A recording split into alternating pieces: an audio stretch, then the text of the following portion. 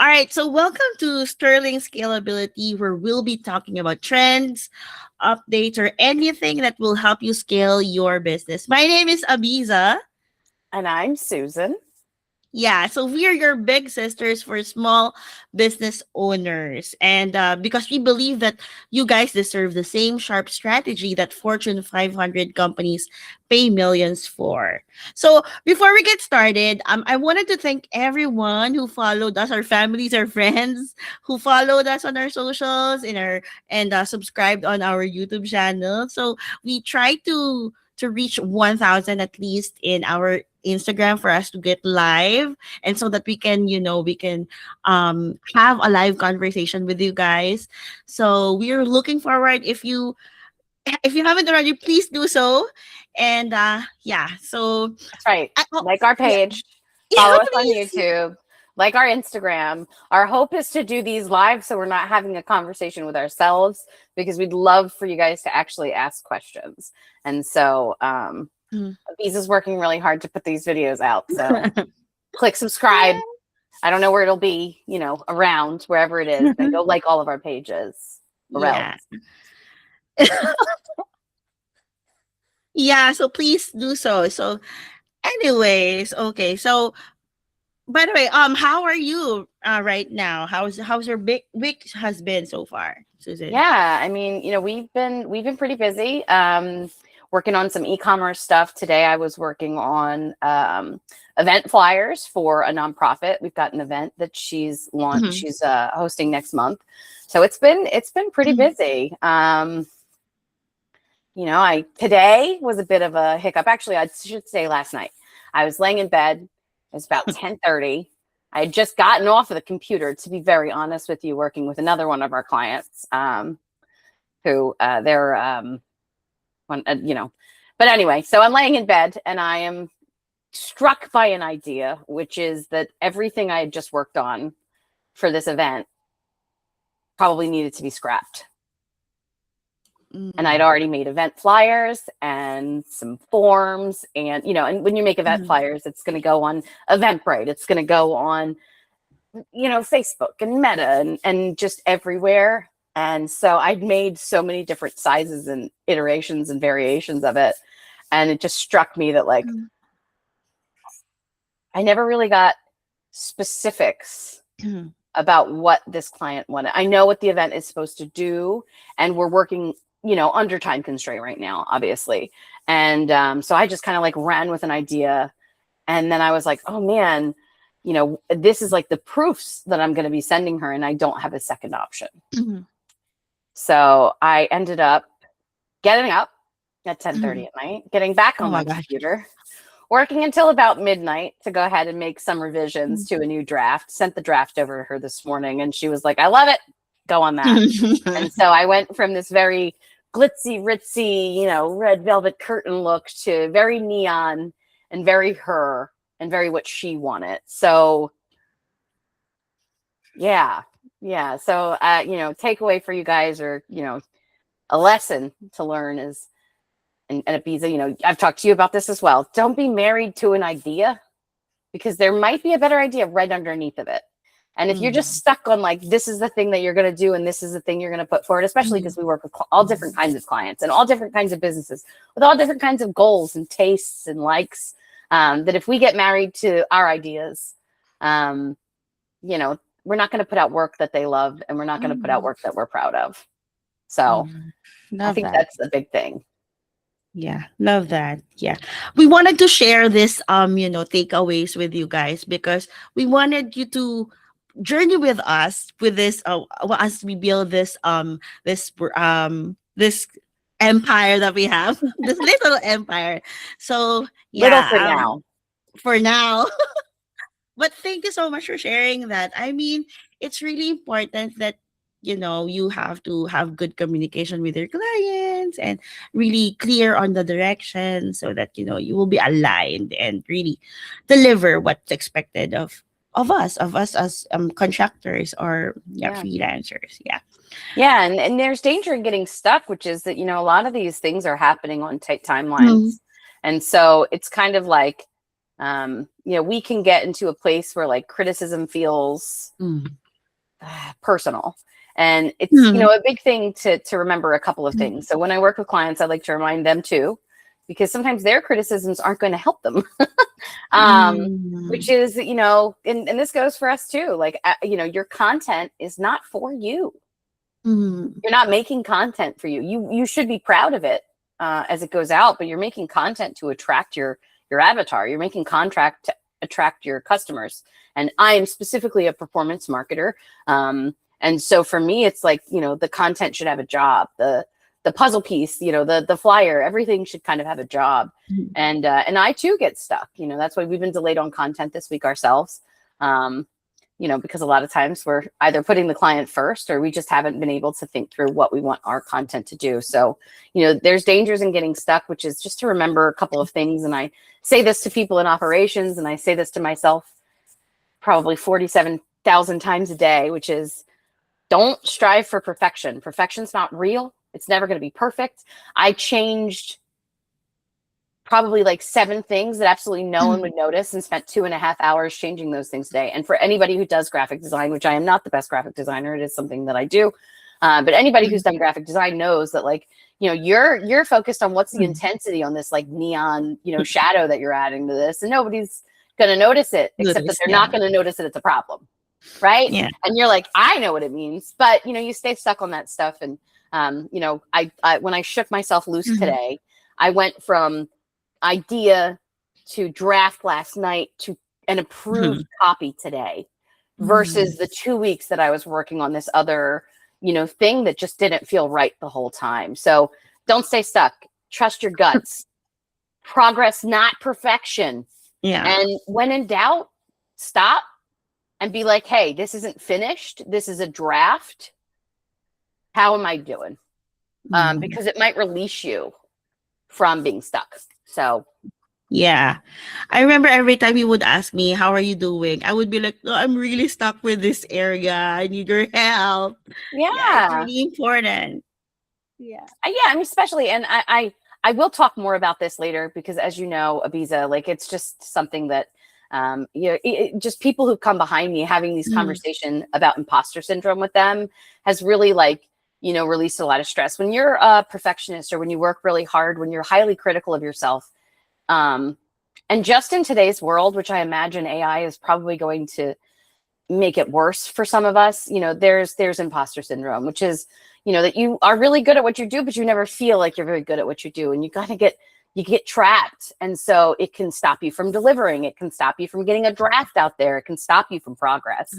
And the thing is that the goal has always got to be progress, because the second that you're just like, this isn't good enough, you've got to go to someone that you trust. If you don't have a mentor, I definitely recommend one.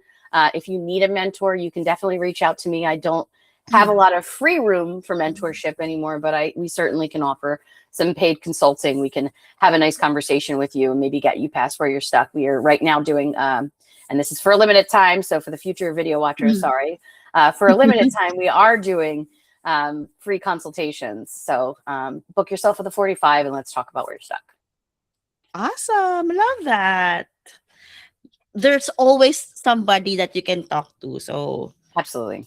yeah, feel free to reach us. Okay. All right. So how about you? How was your week? What's your takeaway? I'm always rambling. Well, it's very, like, it's not really like work specific, but because lately I also have like freelance work by myself, right? And also with our, aside from having this with Sterling Scalability, and generally I was, thinking about things and, like, just having like reflections for myself, not just for business, but like, generally speaking. Like, I wanted to do stuff. I wanted to do content creation for myself. I wanted to do stuff.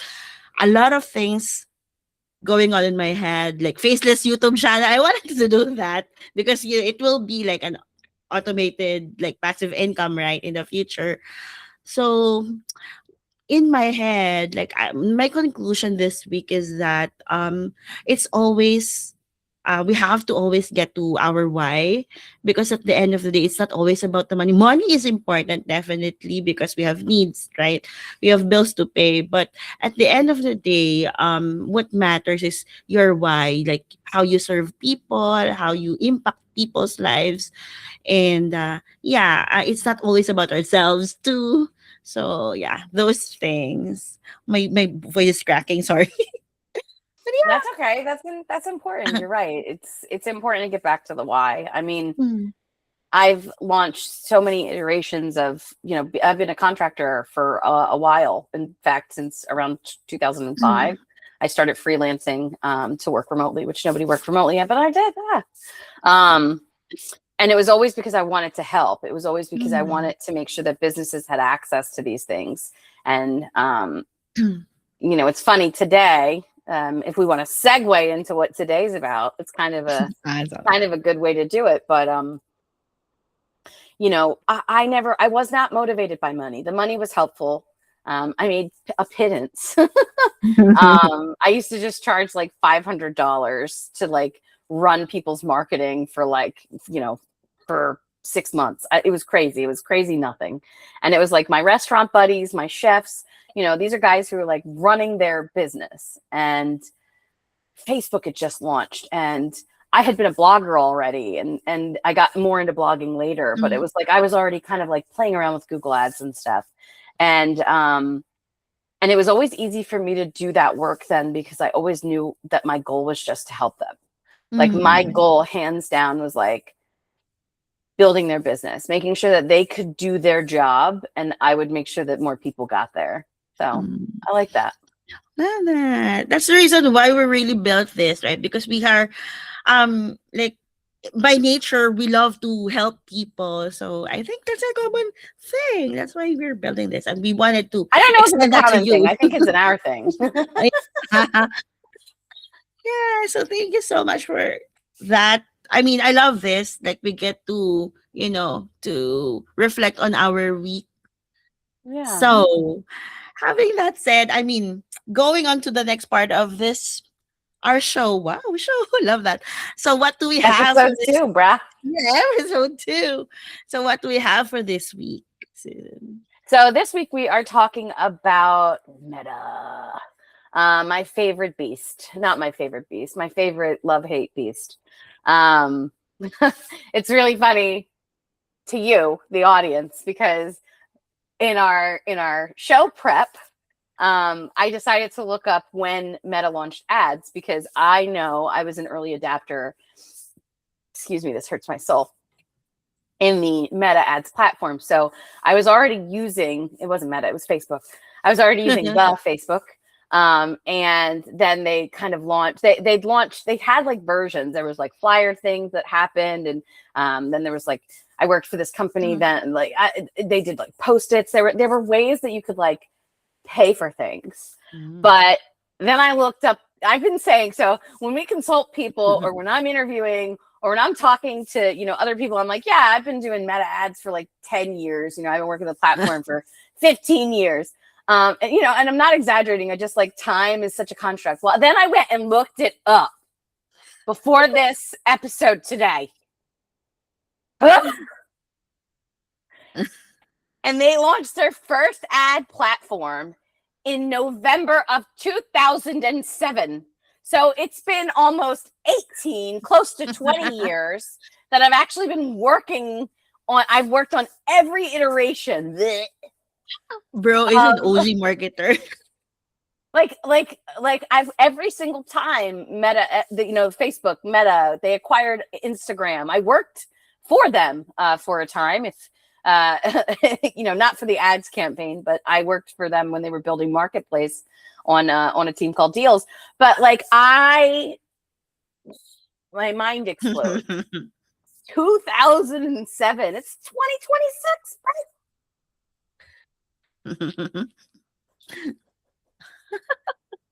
That's so crazy. It doesn't feel that long ago, but at the same time, like we've had this, and getting into what today is about. So there have been a lot of changes, and for a lot of businesses and a lot of brands, everything was good until the fall of last year. I mean, everything was good, because there's always been a struggle with ads on Meta and Facebook. And that challenge has always been met by us as marketers, knowing that our job was to find your audience. And so we found these amazing tools. We pixeled to make sure that we captured them. We retargeted. In 2019, we all got kicked in the balls because they stopped our retargeting, and then they limited it with the iPhone update when iOS did their update and like allowed for privacy. And so, we got some hits, but the truth is that we were always working in a funnel.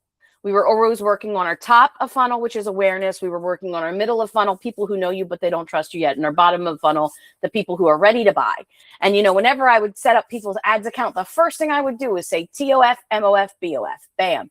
These are the only 3 campaigns we're going to run, and we're going to build ad sets within these, and we're going to build ads within those ad sets, and we're going to set you at a campaign budget, and we're going to let this rock, and you're going to be successful. And I took one brand last year in under 5 months, with exactly that method over the summer, from, I think we have to get the case study up on the site, but I mean, Meta said it was about $120,000 worth of sales, and that was an e-commerce brand. And so, I spent $12,000 to make them 168. I think it was 168 actually.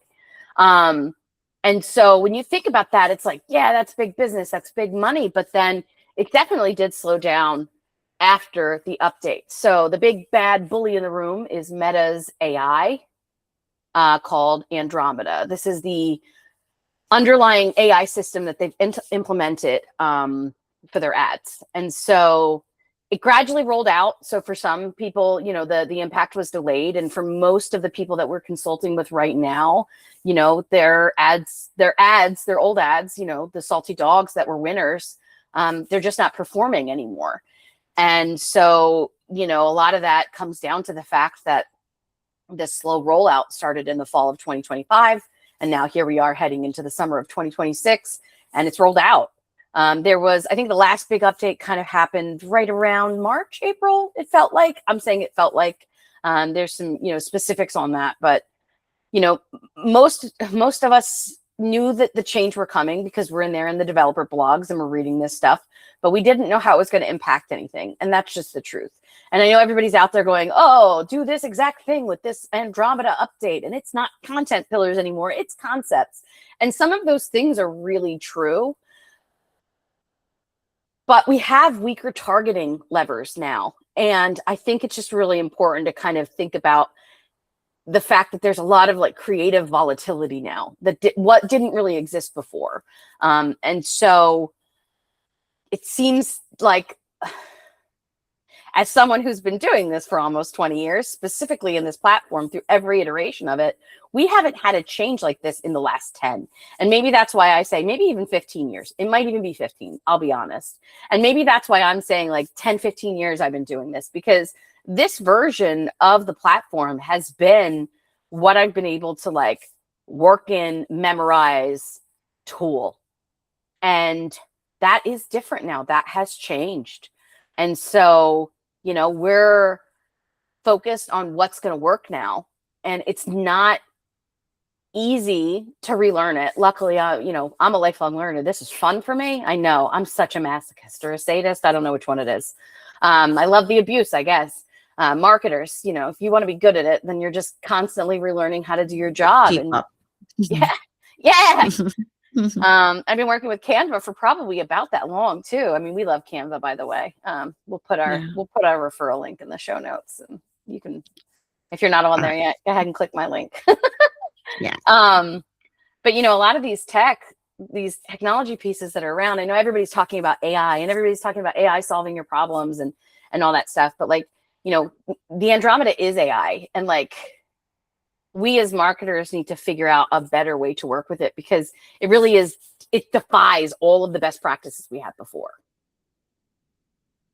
So, and I guess I can talk too here a little bit about like, what does that mean? What are the shifts? What's changed? So if you're a business owner and you have been running your own ads because either you hired an advertiser before and they launched them and they were successful, and you could leave them alone, because honestly, that's what I used to build for people. My whole mission was like, you're going to work with me. I'm going to build your ads. I'm going to teach you how to promote your winners. And then I'm going to get out of here, and you're going to be able to do this yourself or hire someone internally and have SOPs and be able to do it. And you can call me back in when you need advice. By the way, that's still something that we absolutely offer, because this is our show and I'm going to promote my business. But, now, like, we were finding an audience. That's it. The marketers were very good at understanding your avatar. This is still important, by the way, but it's less important specific to Meta ads. We understood your avatar. We understood their behaviors. We understood their likes, where they were. We had secret tools, special tools that we were using to isolate those audience, to find them, to pull them in, to work with them. And now it's not really optimizing that way anymore. So what's happening is that the AI wants to find the audience, because the algorithm has gotten very good at knowing the content that people who are looking at content similar to yours will interact with, right? Like, the algorithm knows, I don't know what year Instagram changed from chronological feeds to, the kind of that for you. It's for you is TikTok, but your feed as it is now. But that was a big shift, and that's getting that addicting behavior going, that addicting scroll. And so it's really good at it now. It can predict what you're going to do. It can predict how long someone's going to watch it. So what the AI wants you to do is have better creatives. So now almost what you need to do, I mean, this is what you need to do, is that you need to start thinking about the creatives that you're making landing in someone's feed that you want to sell to. And does that look like the content that they're consuming? So, that's a challenge. And one of the ways that I've been advising some of our clients to do it is create a new Instagram account. And when you get on it, don't be yourself. And this goes back to, this is why that 2007. So back then, right, you had to like have a name. You couldn't be like, I don't know any restaurants. I don't want to call anybody out, but you couldn't be like the restaurant spot. You had to use like a real name. And so I would like encourage people, like, who is your restaurant? Like, if you had to give your restaurant, your business, a voice and a face and a name, like, who would they be? And you really built out that like, I can't even remember. It's been so long, I can't remember what I called it, but I think I called that an avatar. But you build out that piece of it. Like, it's like that. Start a new Instagram account and get on there and be Jennifer. Jennifer's your customer. What is she searching for? Define your avatars and then start an Instagram and be them and see what shows up in that feed, and then make content that looks like that. That's if you want a tip from me right now, that's what I recommend, because your algorithm is for you. And just like I said earlier, your content, the content that you're creating, is not for you. It's got to be for them. And if people don't see themselves in content, and I'm not a content marketer, I would love it if there are content marketers who would like to come on and help us with tips for future episodes, we would love to have you. Obviously, we're building our thing. So if you're a builder and you want to talk about this, I'll pitch that to you as well out there. Just, if you're watching, if you're listening, and that's something you're interested in, we'd love to have you chat about what the best content rules are now, because it's changing. I mean, Instagram alone just changed a feature now where you're doing, what did I have you do today? Was it the carousel? Carousel, yeah. So now on Instagram, you can do, they built this technology when they put the music on your carousels for Insta. So whether you're a business account or whether you're a personal account, you can add music to Instagram Reels. Well, now your Instagram Reels can be video as well. Or not your Reels, excuse me. Your carousel can be video as well. So it's not reel sized. It's just, don't make a square, make the long form Instagram. But it's, it's Instagram carousel videos. And I was reading that they're performing well. So we're actually testing some of those this week. More on that later.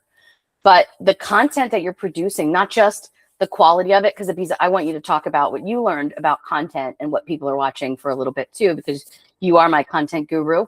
But it's really like the creatives have to speak to the audience. The creatives have to speak to your buyer. And it's not about you, it's about them. They have to see themselves in your brand, in your merch. And they want it to be authentic. So Ibiza, what did you learn about that authenticity piece before we kicked this off, and the reason that we started this? I want you to talk about that right now. Authenticity, based on the things that I've been seeing right now, people wanted to be part of your journey. Like they wanted to see your behind the scenes, like your POV, or a day in your life. So because in this age of AI, they wanted to make sure that you are a person, that you are a real person that that they're connecting with. So that's basically the summary of it. So Which I love, because that feeds right into this. And this is not just for ads, it's for like generic content. I will admit my focus is on ads and PPC. That's the kind of the world that I'm very experienced with and knowledgeable about. But like the shift is that Meta has gotten better at finding the right customers. They know your audience now. They're better at it than you. They think, I'm going to say this out loud, there's still several ads where I've built custom audiences that have outperformed the AI. So Andromeda, come for me. But your job, our job, is to help you guys get better, or to get better at giving Meta the right stories to tell. The proof, the social proof that the audience wants to see, so that it can turn those into new customers. So to your point about authenticity and all that, that's exactly it. Meta wants you to tell the right story, and the stories that you're telling are really important. I saw another little ADHD over here, was that I was seeing about like the mini series. And so one of the things that's become really profitable is like these like mini sitcoms that businesses are kind of like running on their channels. They're super fun. Not highly produced, but definitely like a little scripted, a little silly, a little planned. And those are doing really well. But, outside of that, and this is one of our ecom customers, I'm just going to name drop our customers, and we'll put their link in the chat. Natty J's Apparel, who I love. But I was talking with Chloe, and hey, Chloe and Zach. But they're on their journey, and I said, show them your life, like get in front of them and live this and show them it, because in her case, she is her avatar. They're their ideal customer, so they're out here doing a lot of lifestyle shots and demoing the clothes and stuff. I'm just so proud of them, because the content that they're making is very authentic. It's not overproduced. It's recorded on a phone. We're teaching her how to do her own reels, and she's doing a great job, and I'm super proud of her. So for those of you moms out there, boy moms, or you just like family matching stuff, we'll put Natty J's Apparel, their link in our description, but definitely go shop them. But also look at their content. We're doing some fun creatives, which are engaging, but the things that are really taking off right now are the reels on Instagram. And I think that's a piece that I can also tell you, is that right now the most affordable ad are reels. I don't know why, I don't know how, but just looking at it across the board, static used to be cheaper. Okay, it used to be fairly inexpensive to get a static ad placement that was like doing well. Take a look at your ROAS, see how it did. But now that's definitely pivoted to reels. And I know that there was a big push by Meta over these last couple of years to really get video content going. We've been talking about video content for 2017, 16, maybe. I don't know. It's been 100 years. I know I worked, Ibiza and I met at a company where, we were really pushing realtors at the time to video themselves and talking about that being the future. And, we knew that to be true. And now here we are, 2026. That was 2019, I think. And we're in 2026, and it's so true that now we have more short form video formats that we didn't even have back then. And so Video definitely, marketing. yeah, Mm-hmm. it's crazy. Mm-hmm. So, Sorry, I cut you off.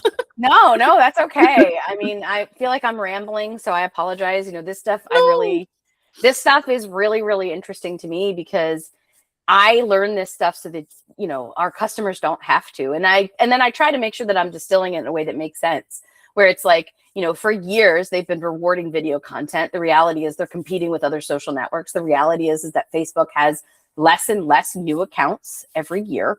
Whereas Instagram is still a growing platform. So they have to find a way to marry these two. And, Meta's job is to sell ads and make money.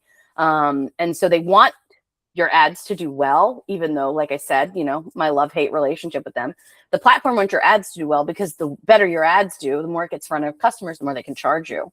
And so one trap that I will call out, trap that I see small businesses fall into is that, there's this assumption that you have to like keep pace with the velocity of global advertisers. Like you're an apparel brand, and the North Star for you is Nike. Like, you don't have to keep up with Nike's content.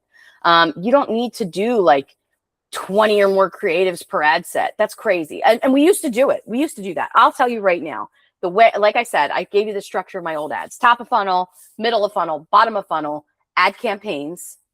And then ad level, I would do every product as its own ad. I would do individual every product. This is what, and it's really crazy because last year, this is what I taught Chloe, because I was teaching her how to run ads for her business. And this is exactly what I taught her. I said, as many of these products as we can get, we want them to be standalone ads. And then we also want to use, Meta calls it the catalog.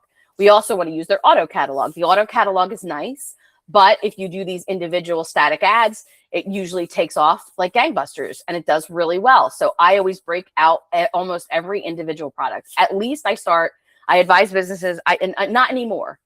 So to pause on this, I do not recommend this anymore. This is the old structure. This is me having to unlearn what I was literally just teaching, 8-9 months ago. But all of your best sellers were a static ad. And with the global advertiser, that is how they advertised. And for me, that was, I worked for these big Fortune 500 companies. I've advised for them. I've worked directly for them. And that is the way that we did stuff. We would get like 20 ad creatives into one ad set, 40 ad creatives into one ad set, and they would run. But if you're doing that now, if you go into your Meta account right now and you look at your ads and you have more than like 2 to 3 active ads running in any campaign, you better talk to me. Because what's on those ads? So we would invest all this time, and marketers would invest all this time, and we'd build all these ads, and then we were focused on the audience, and the audience needed to get these certain ads. So we would, build the campaigns around that audience, around those ads. But that's going to limit you now. And so your budget isn't going to be able to support it, and your ads are going to get stuck in learning, because learning phase is still a thing that happens. And so the goal is not to overwhelm Andromeda with assets, and certainly not in the beginning. And certainly if you're at a place right now where your ads aren't working, spring clean. It's May.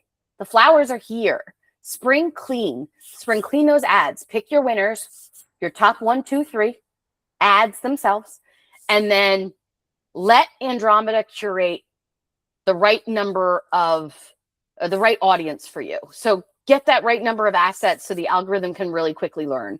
If you have 40 ads, and we just did this with another client. I just opened someone else's account a month ago, and we had 21 ads running, and 21 ads were in learning, and we were spending, money every month on it. And it's like, what the, even I, like, this has changed.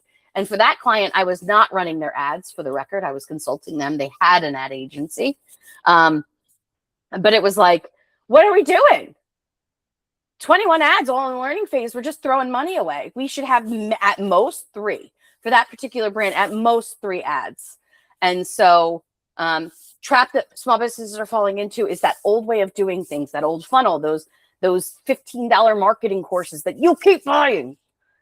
If they didn't record them in 2026, do not buy them. This is not Google. Last week I told you that Google made a bunch of changes, but if you know SEO and you have an SEO and they're doing kind of those standard things, that's okay.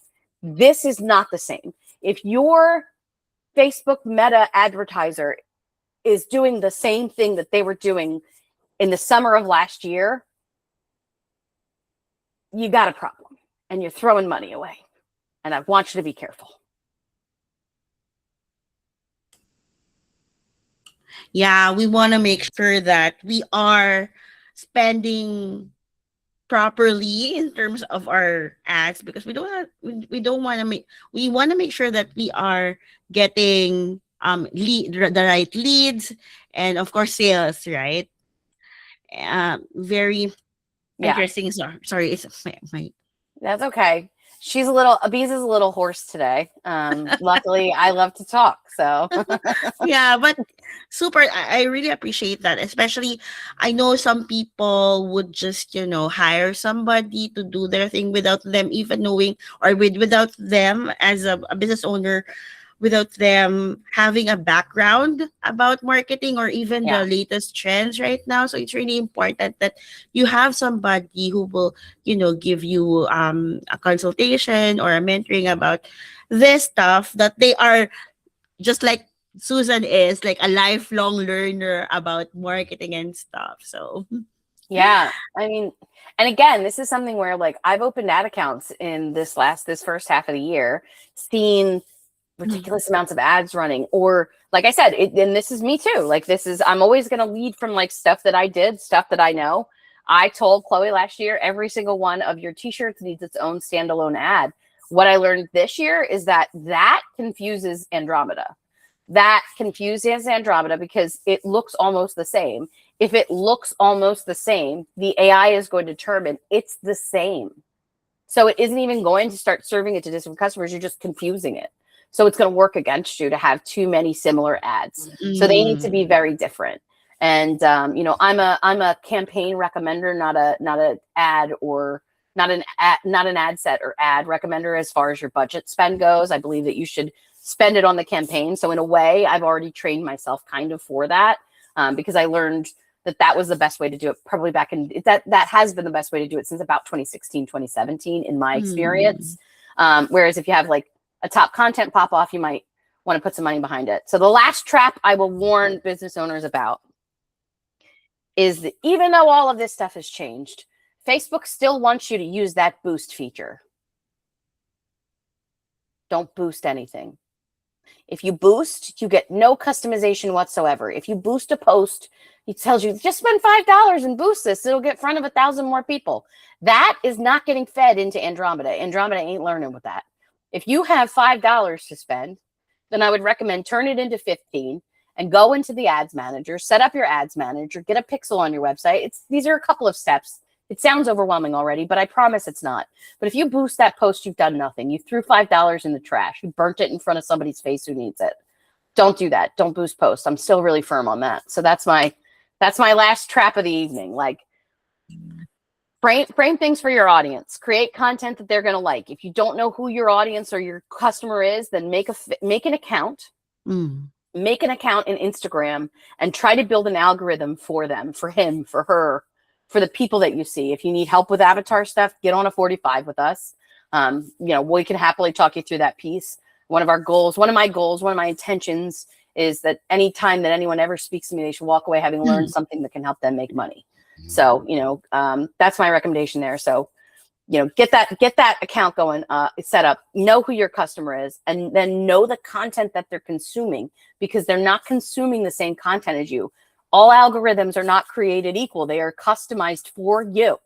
And as AI gets better, AI is going to know how to keep us on the apps longer. It's going to learn better what we're watching. It knows what takes us a millisecond to swipe past, and it knows what we'll stick on for a minute, and it knows how long we're going to watch it. It knows all of it. I know Big Brother is watching, and Big Brother is also spending your ad money. So know your enemy.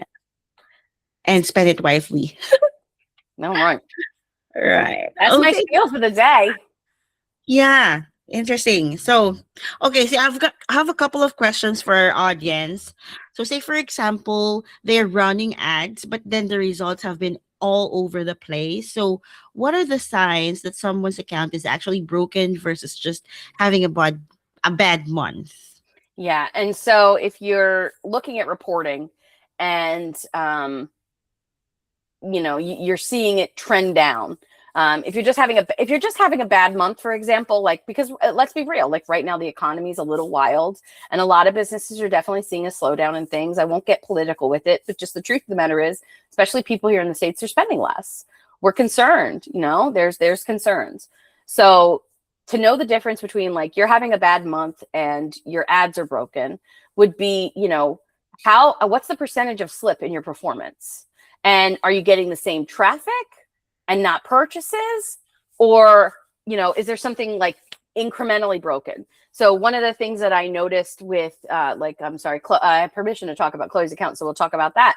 One of the things that we noticed with hers is that you know, we were still getting traffic, but not sales. And some of that led to that like product confusion, having too many ads open.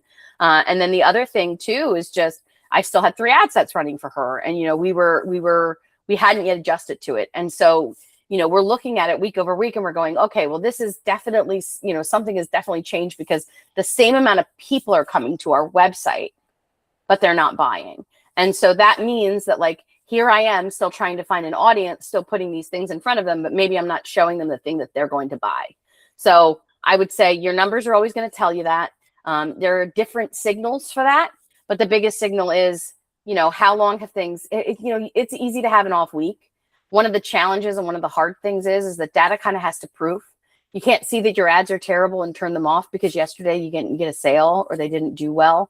You may mess things up.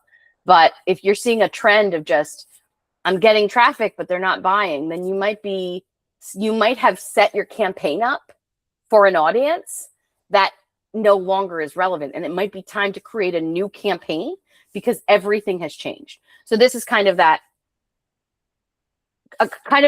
you need to audit your ads if you have not changed your campaigns since November of 2025. If you are running the same campaigns that you ran prior to November of 2025 right now, and you're like, I'm having bad months, month over month, my ads aren't doing what they used to do.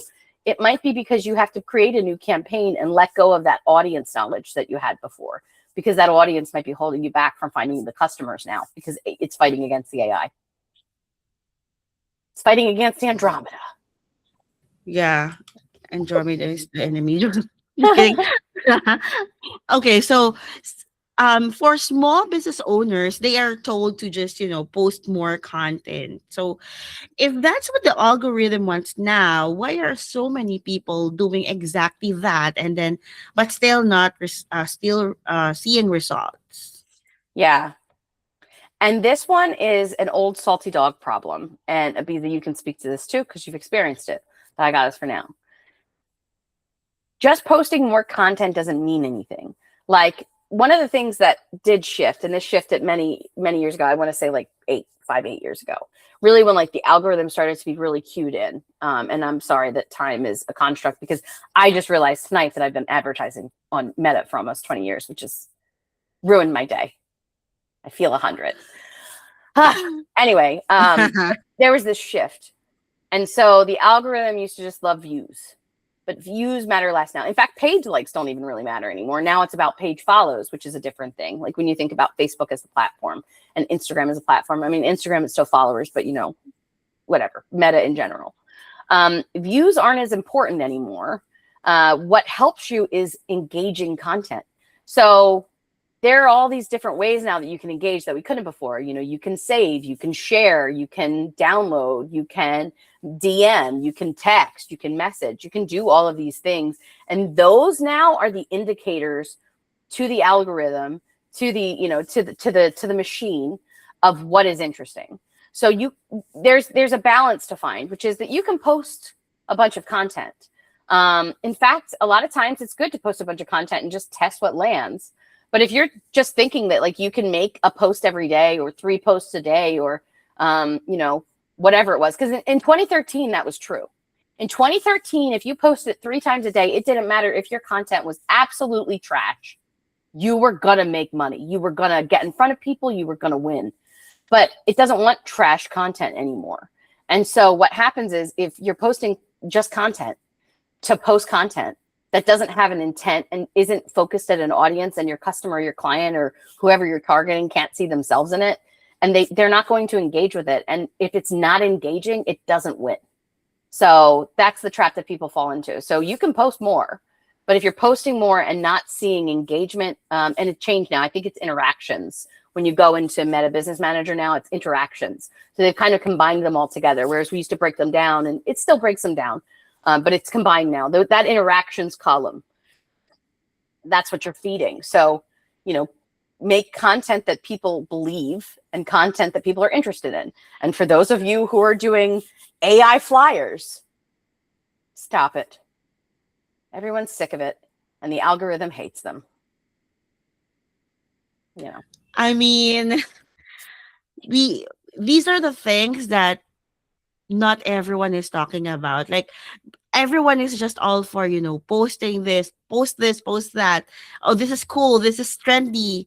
But the intent, like the purpose of why you're doing that is like it is not making sense. Like, it's not gonna turn into your sales. It's not turning into website visits. So you have to be mindful, you have to be intentional of what you're actually posting. So I love that. All right. So, what's the most expensive mistake you see in ad accounts where the owner has no idea they're making it? In ad accounts specifically, the most expensive mistake is not understanding your spend.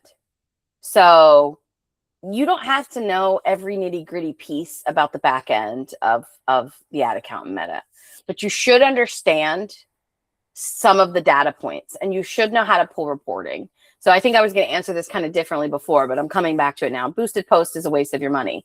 But in the back of your ad account, like, if you don't know how to look at that and understand like where the problems happen. So one of the things that I'm, when I work with Chloe, I'm training her to understand is like, so we're getting this many people to the website, and then when they get to the website, they're not buying. So it's like the journey of the customer is told through those numbers. And I know that people feel overwhelmed, but you can customize reports and customize columns so that you can go in yourself. If you're paying an agency, you should still be able to go in yourself to your own ad account. I know they're going to use Supermetrics and give you these fancy spreadsheets and then tell you what those numbers mean. But when you boil it down, and we're talking platform specific here, when you boil it down, the most expensive mistake that you're making is not understanding the key triggers that you need to either capture leads, make a sale, attract business. And you're also missing the important insight of what is broken in your customer's journey. So if you're getting the same amount of people to the website that you always have, but there's not a purchase, that signals a couple of things. Do you happen to know what things that might signal, Ibiza? If the same amount of people are hitting your website or your business and then they're not, you might not. Yeah. We'll But never I know. can tell you. So, I mean, it can mean that you've made changes to your website. It means that a product's being targeted and the message is misunderstood. So it might be ad messaging that you have to change. What you're telling them versus what they're seeing when they click might be different. With the catalog ads, that happens a lot. So pro tip, the auto ads on the catalog, if you've written, and this is, again, something I've done, if you've written, like I did a Father's Day ad just recently that broke, because here it is saying Father's Day and it's showing like mama baseball shirts. And it's like, well, that's not Father's Day, is it? So, they're clicking on this ad thinking it's taking them to a Father's Day collection, but the AI has decided we're doing something different today. And so, you have to make sure that you're, as a marketer, I'm going back in and turning back off all of the AI things that it will automatically turn on, the AI optimizations and the ads for some of these when I'm running tests. But, those numbers indicate certain things. So work with your advertiser, work with your team, call us in for an audit, and let me at least explain to you the basics of like, this is what this number indicates, or this is where the breakdown happens. Because it's really expensive to have the wrong message out on an ad that's spending $25 a day or $250 a day, or worse, $2,000 a day. And it's getting you clicks, but then they're not buying. And from the standpoint of an agency, and as an agency person, I would say, I don't promise that when people get to your website, they will buy. That is your job. But there's still accountability for me in those numbers. So if you're paying an agency and they're saying, well, we're getting the same amount of people to your website, that can be true. But have you looked at the messaging on the ads? Because that can also be why they're going to the website, but not buying. And that is not your accountability. That is your agency's, or, whatever part in the process that belongs to. And then I think I'll throw something else in. This is not an ad account. This is a content comment. Another thing that it's expensive because it's missed opportunity, but like not all platforms are created equal. So even though like you're posting maybe a daily cadence on Facebook, that doesn't necessarily mean you want a daily cadence on TikTok. I mean, you might want a daily cadence on TikTok, but it doesn't mean the same content should live there. And it's a challenge because for those folks who are just focused on, we talked about this earlier, the volume of content that's going out, you can really get stuck in that trap too. And it's like, it can be expensive because it could be costing you future engagement, and if it could be costing you growth of your channel. So not all platforms are created equal. It's an expensive organic mistake to make too. And I just think that even though it's not Meta specific, I think that's worth, calling out here. Yeah. And if you're still on the fence or you're not really sure what we're talking about, give us a call. We can hop on a 45-minute consultation. If Or you're comment still, on our socials, send us a message, DM yeah. us, reach out. I mean, I'll give all of this information away for free because at the end of the day, the truth of the matter is, like, I know this stuff inside and out, and I'm happy to, we're happy to pass what we know because we've worked in this for so many years on to you. If you can action it is another question. But if you also have an advertiser and you like them a lot, but you also don't know what they're doing because you don't know what you don't know. And you're probably learning this for the first time. We do audits. I'm happy to come in and do an audit and take a look at it and build you a custom report and then peace on out. Just don't stay stuck and don't stay confused. The industry is changing really, really fast, and it's really hard for a lot of marketers to keep up. Some weeks it's hard for me to keep up. Like I said, I've been, I've sat in some of the mistakes, and I stand behind them with accountability, and then we work to correct them. But with so many things changing, if you're just doing things the way that you've been doing them, and this is always my mistake, actually, when you think about it, what's the one thing I always say that I hate? If I go into a company and I'm consulting them and somebody says, We've we've been always done doing it. this for the longest time. That's right. That person, why do you do this way? The way we've always done it. They're fired. That's my first recommendation is they probably got to go. They either got to change that attitude or get the fuck out. So, that's the real expensive mistake.